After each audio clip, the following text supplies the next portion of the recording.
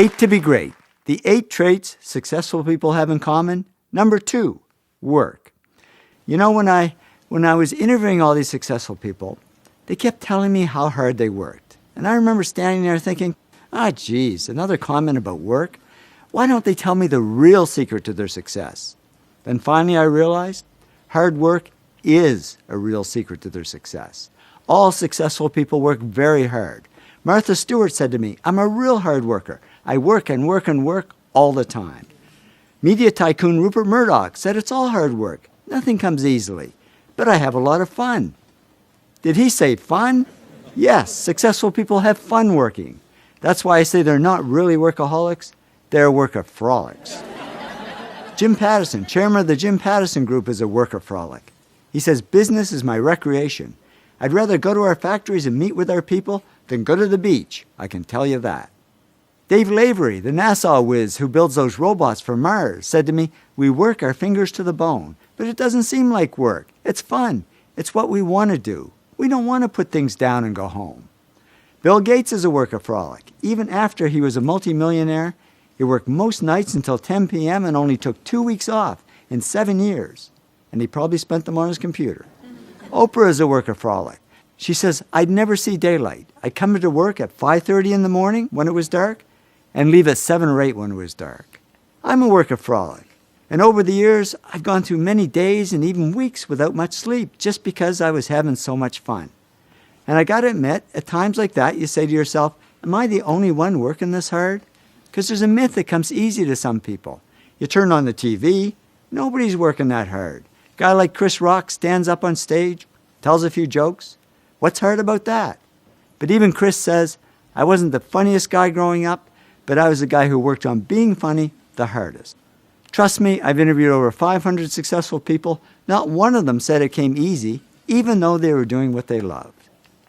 And we tend to underestimate work and overestimate talent. But in the end, work tops talent.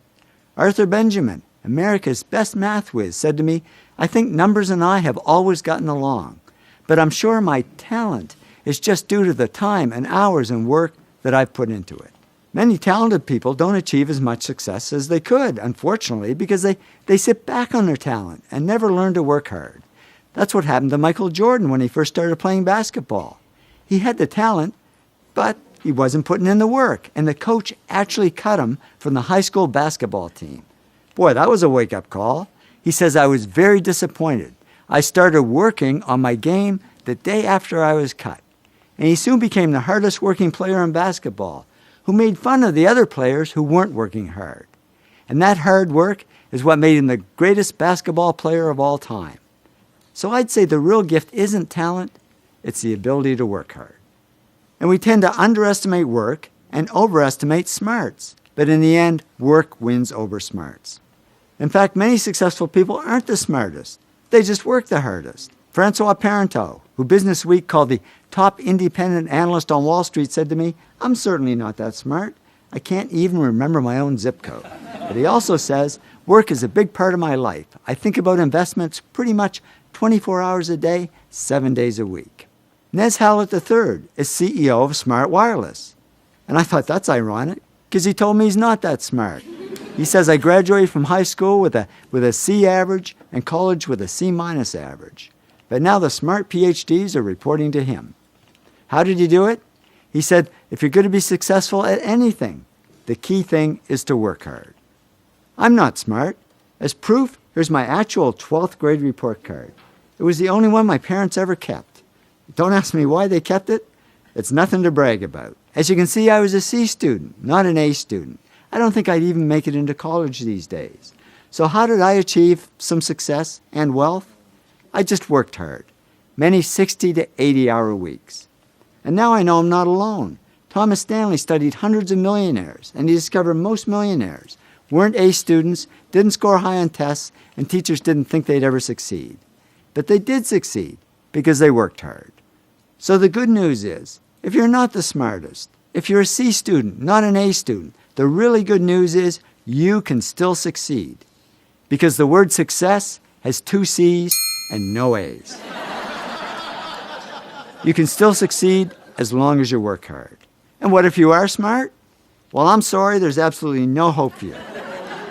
Because many smart people don't achieve as much success as they could, unfortunately, because they rest on their smarts and never learn to work hard.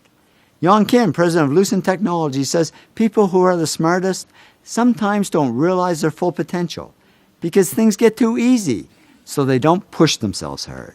After a talk I gave at one of the world's top 10 business schools, a man came up to me and said, "You know, when I got my MBA here a few years ago, I was one of the smartest people in the class. I thought I had it made. So after I graduated, I sat back and I didn't work hard and I went downhill. And now at this point in my life, I've gone nowhere. I haven't achieved any success at all." He said, "Thanks for the wake-up call. Now I know what I need to do. I need to work." So the bottom line is, whether you're smart or not, whether you're talented or not, just keep working.